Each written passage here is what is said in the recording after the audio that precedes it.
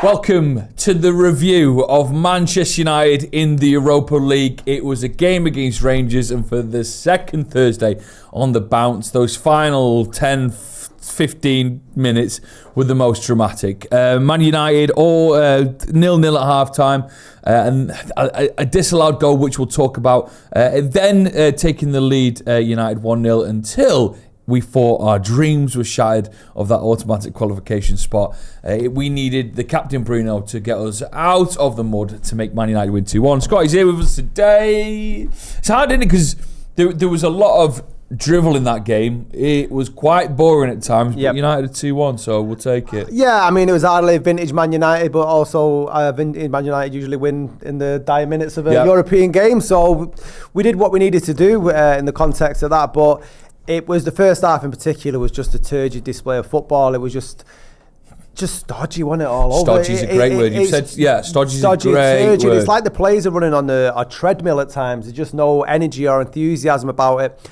I don't know if that's down to the lack of belief in playing this system. I know Amorim's talked about that a lot, but they seem to be taking far too many touches when they should take two to move the ball forwards, but it wasn't happening. Second half was a lot better. I thought Eriksen came into the game more in the second half. We should have had a goal in the first half, though. We should have. Let's discredit that. I think that changes the game completely if that goal was in. The Martinez, let's just talk about that goal. You can see the Bruno's passion there. The captain scoring in the dying moments of the game to United to win. It was a great little cross as well from Martinez. Martinez has pulled little bits of creative genius out from his goal to his passing, setting up Ahmad as well in the derby. I like him when he's bombing down that little bit down the left-hand side. I mean, we knew when he came to United that he had a bit of a sweet pass in him, but tonight was just showing that, with a great ball across. Because I didn't see that pass was on. No. It was perfect. It took everyone by surprise. And fair play to Bruno, who didn't have a great game tonight, came up at the end like a captain does, and Megs Butland and United win 2-1. And you can not really a lot you can complain about that. We can sit here and bitch about the performance as a whole, but we're in the top four. We are. So before we get into the actual game itself and the details of the game, just to let you know, Man United currently do sit, as Scotty was just saying, fourth in the Europa League. So we are on 15 points. Lazio top with 19. So we won't catch the top. It is quite tricky and tight at the bottom. For example, Galatasaray, who are 9th, and they're in the tier below us, they have 13 points, which means we could still find ourselves there. We go to Bucharest next week, a draw / a win, happy days. But we still are unbeaten in the Europa League for this season. Throughout the game, there was lots to talk about, including the first half. Let's get into De Ligt's bizarre ruled out goal from a cross. What's going on there? It was bizarre, and I think if anything, you're always initially fouled by their defender, and then there was next to nothing in it. If that goes to VAR, then United are given that goal. Unfortunately, it didn't, and you'd hope from having that injustice against them that United would have taken some sort of impetus and then moved on and said, right, well, we're not having that.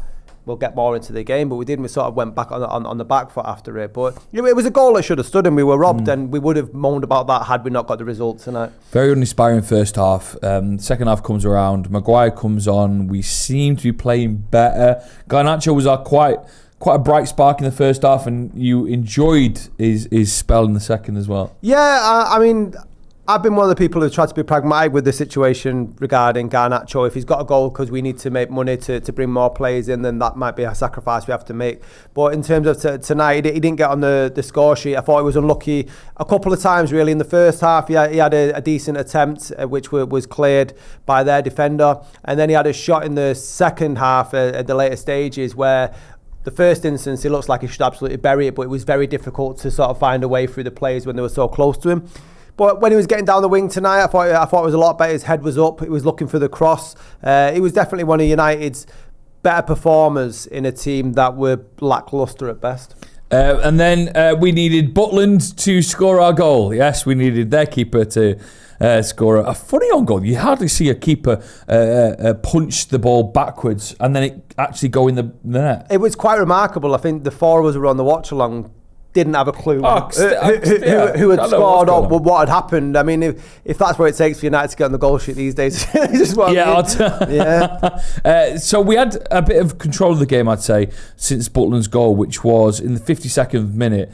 We had spells where I thought we could possibly get the second. Rangers didn't really press us, but in the 88th minute, it came to an unfortunate Maguire, bit of lack of judgment with the defending. He gets turned by Dessers, and they go on and score. Yeah. It's 1-1 then in the 88th minute. You're thinking, not again. No. I mean, and in times past, it may have gone. We've had these sort of European nights where the other team have equalised with 5 minutes to go, and then we've been on the receiving end of going home with nothing in the bag. But it was a terrible judgment of error by Maguire. He's got enough time to be able to see where the ball's coming over as a player of experience, and he shouldn't be getting turned by that. I don't want to take anything away from Dessers because he took the goal really well. It was a sweet turn. I thought Bayern Day may have done a little bit better, but I think he was taken by surprise. But it's a testament to teams when they can we could have dropped our heads at that point, and we didn't. And I realised that the performance wasn't great, but we won because we didn't take that as a sucker punch to allow us to go with at 1 point. We went away after 3. And then 4 minutes later, it was Bruno Fernandes who scored, and that is it. We win 2-1, and we get to the 4th position in the Europa League. Let's get to some of your comments. Carl Smith, been a member for 3 months. Hi, Carl. Says, glad we got the win, but wasn't great today. Maguire was so weak for their goal. However, great ball from Martinez for the winning goal. Also, comments just saying how we were slow in our build-up, and that we've got a big game against Fulham, who will have a field day against us on Sunday, says Don R. It wasn't the inspiring game that you thought a manager might have when he rips a TV off the wall. No, it didn't seem like someone had stuck the foot up the backsides of them players the way they sort of came out. But I think Fulham, we may get a better performance because Fulham will put us more on the back foot than Rangers did tonight. I think Nathan in the watch along absolutely hit the nail on the head when he said that we like it when teams come on to us because we haven't got to do too much thinking. I think United in this current situation where players aren't really specialists in their position, we're better as a reactive. When we're trying to build play, it's so slow and everyone's looking around for somebody else to lead and dictate play, and it doesn't come. I mean, tonight the winning goal is a perfect example of that because there was no time to sort of say, right, we're going to do this, we're going to do that. It's like guns, let's all go all guns blazing, let's throw everything out the window. And I think that Amorim said a lot of times he just wants them to play naturally rather than trying to second guess what they should be doing or what the other person should be doing. This is from Joseph Tomlin. He said, anyone else think that this team looked like this side looked like a team who were terrified to be ripped apart and smashed up for the second time in a week by their manager? Seriously, the hairdryer is back. Also going through some of your comments, highlighting certain players. Jordan Barry says Collier is some player. Plenty of game time for him this season, please. He got a lot of, comments. I think he did all right. I'd give him like a 6-7 out of 10. Yeah, there was a few passes or he gave away the ball in the first sort of 10-15 minutes and it could have been a really big mistake, but fortunately Rangers couldn't capitalise it. But he's only a young kid and that's such a difficult position to play, at that age as well. So he's done well in the time he's had on the pitch for Man United so far. But I wouldn't like to see him start week in week out because what's happened with kids of the past that have come through, we tend to burn them into the ground because we've got a lack of other options. Centre midfield isn't anywhere that we're sort of running low on people to play in that position. So big few days I think for United. The transfer window is open. For those who are doing their tax return, you've got until the 31st of January. Just to remind myself, that is, crikey, 8 days to go. Garnacho's been heavily linked with Chelsea prior to this game.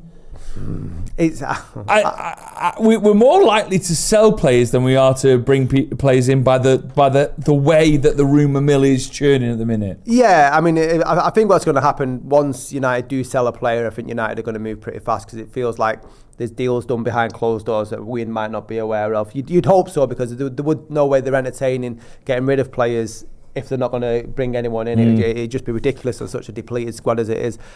I think Garnacho, as a player at Manchester United, is a fantastic talent, and it's a horrible situation where it's down to his value to bring money in, that's the reason why United are looking to sell him. I do too much with the final super chat of the stream says, how we didn't win that 5-0. Bring on the last 16. A nice positive comment as the final one today. I will ask you, though, for a little thoughts and feelings around Fulham before we wrap things up, because we leave the Europa League. We go back to this very competitive Premier League, as we know. Yeah. Fulham away.